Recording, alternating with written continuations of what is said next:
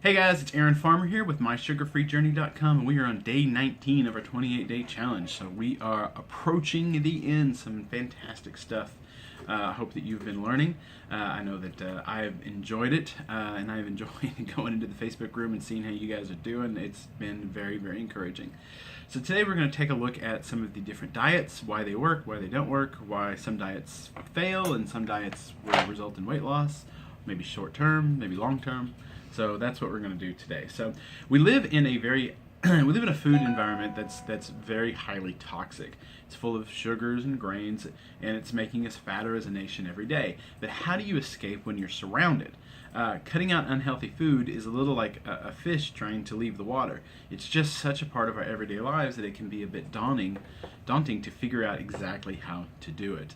I know that when I first started cutting out sugars and grains, it seemed like every day we run into a new issue. Sometimes you're out, you want to, grab something to eat real fast, and fast food is fast and it's cheap, and what do you do? And it can be difficult. The decision to, quote, get healthy is made all the more tricky by the fact that there's so much bad information out there about what exactly a healthy diet is. Vegans tell us that meat is murder, and that if you eat red meat, you're going to clog your arteries and keel over from a heart attack. Your doctor is probably telling you to eat a balanced diet, eat more whole grains, eat low-fat food. I'm telling you to eat low-carb, high-fat. And each of these camps will criticize and trash the other camps in an effort to gain converts. But who should you trust? To try to answer that question, we're going to take a look at a few different diets, their history, how they work, and how they don't work. So first up, since we've covered it pretty lengthy so far, is the low-fat diet.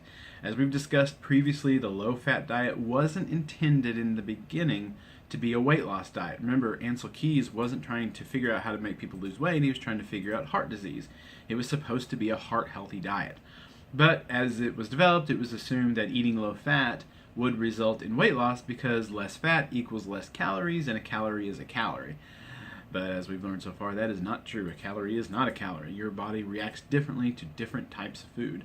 And there are three main reasons it failed. Reason number one is everything tastes like cardboard. All the flavor for the food is in the fat. So when you take the food out, you've got to replace it with something. So you got to replace it with something that tastes good, like sugar. So people will actually want to eat it. The sugar increases your insulin, which increases your weight. Number two, it increases your bad cholesterol. We looked at this a little bit more in depth a couple days ago, but the LDL in your cholesterol is made up of two different types of cholesterol. You have LDL-A, or just regular LDL, and then you have VLDL, or LDL-B, the very low density lipoproteins that actually cause damage. The type A LDL is neutral; it doesn't cause any bodily harm. But it's the LDL-B, the VLDL, that you need to be careful. That's what the one that's rolling around in your blood veins like little bowling balls, banging into stuff and causing all kinds of damage. And that VLDL, or the LDL-B, is caused by carbs. It's caused by eating carbs and sugar, and that's what causes the bad cholesterol. So when you eat a low-fat diet, you are raising your bad cholesterol. And number three, you need fat. Fatty acids are essential for making certain components of our immune system, our nervous system, our cell structures, certain hormones. Certain vitamins can only be transported through fat. They're not water soluble, they're fat soluble. If you don't consume fat, your liver will attempt to bridge that gap by making fat from the carbs. But those fats are actually cause more harm than good. So a low-fat diet is a terrible, terrible diet. The low-fat diet has been an abject failure. We know this is true because we have followed it as a nation for the most part for the last 50 years, and we've done nothing to get fatter. In fact, as we see, every successful diet has three things in common. Number one, they're low in sugar. Number two, they're high in fiber. And number three, when fat and carbs are eaten together, it's always in the presence of an offsetting amount of fiber. So let's take a look at some of the more popular diets out there today. Number one, the Atkins diet. This is actually kind of where I got my start many years ago, and it didn't really work because I didn't stick with it. But the Atkins diet does work for most people. But there are a few issues with some people. The main issue is that people get so focused on eating protein, as much protein as they can handle, that they will forget to eat their veggies. In fact, many on Atkins will stop eating most veggies because of the higher carb content. And so I've said this before, it probably needs to be repeated. No one has ever gotten fat because they ate too many carrots. You go ahead and eat your veggies. This will sometimes result in deficits of micronutrients like thiamine, folic acid, vitamin C, iron, magnesium, and all of these come with vegetables. Atkins also says to lay off the dairy because of the lactose in the milk is a sugar, which is technically true. And this will lessen vitamin D and calcium for bone health. But you could replace it with supplements if you really wanted to. It can also be difficult a lot of times to keep a kid on Atkins when they're at school all day because they're surrounded by so many soft drinks and that kind of thing. But so the Atkins diet works, but if you do go on the Atkins diet, don't focus primarily on protein. Focus primarily on fat. You want to eat real, not just any. You don't want to eat like lean meat. You want to eat real fatty meats. Also, the vegetarian or the vegan diet. If you eat a vegetarian diet the way that our ancestors did by eating foods directly from the ground, the vegan diet works very well. You will lose weight on the vegan diet. You might need to take a vitamin D or a calcium supplement, but you will definitely lose weight. However, there's still a lot of processed vegetarian and vegan foods on the market. So if your diet consists primarily of these processed foods, you're going to have the same issues with your weight, and not just with your weight, but also your overall health, because those processed foods cause all the other problems that we've talked about, the higher cholesterol and some of the other issues. Any diet can be processed, and once you take out the fiber out of your diet, and once you take the fiber out, a lot of the nutrients come out. So a vegan diet can be just as unhealthy as the standard American diet, depending on how you do it.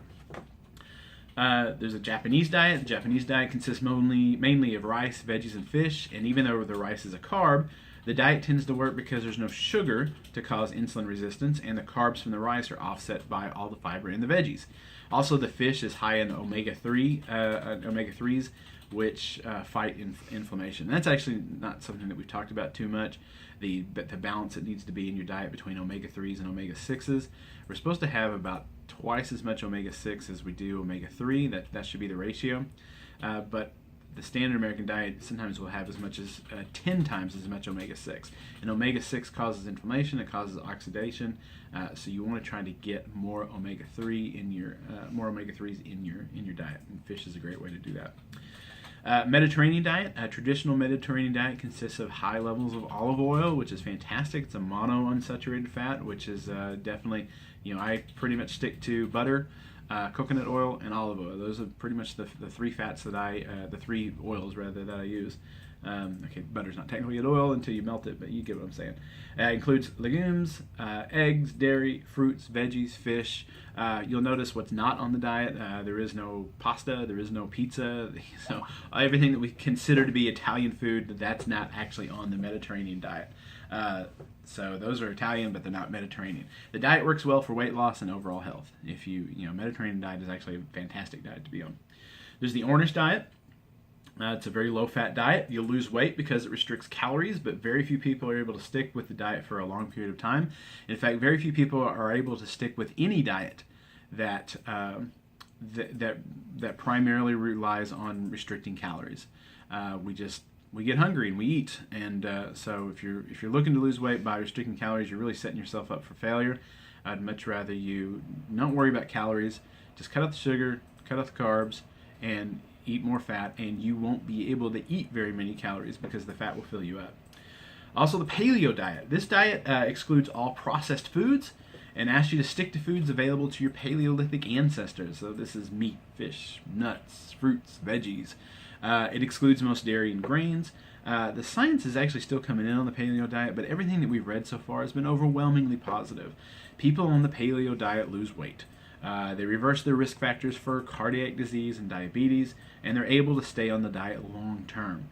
You might have to take a vitamin D or a calcium supplement, but that really wasn't a problem for our ancestors because they spent all day outside. The only downside of the paleo diet is that it's really expensive because you're eating mostly high quality meats and vegetables. So I get the expense factor, but it works. So if you want to go on the paleo diet, that's fantastic. I think that'll work. So all of these diets work. Everything that we just talked about work to varying degrees, and They all rely on reducing your sugar and raising your amount of dietary fiber. Basically, they rely on whole foods, unprocessed foods. That's the secret. So just think about how fructose is available in nature. You can find it in sugarcane. You can find it in fruits. You can find it in some vegetables, not a whole lot. And you can find it in honey.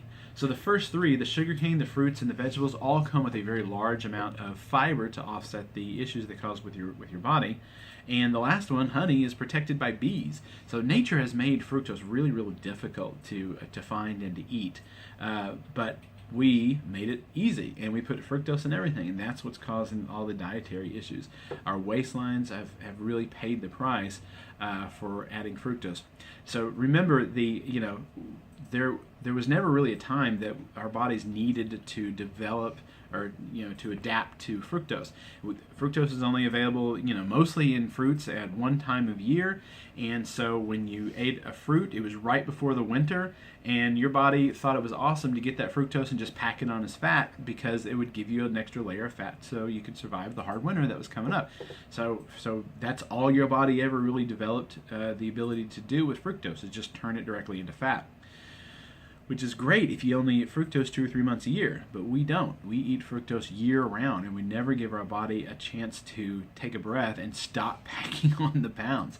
So cut the fructose out of your diet, cut the sugar out of your diet, cut the carbs out of your diet. All of these for slightly different reasons, but the end result is if you cut those things out of your diet, you're going to lose weight. Your body's not going to pack on the pounds as quickly as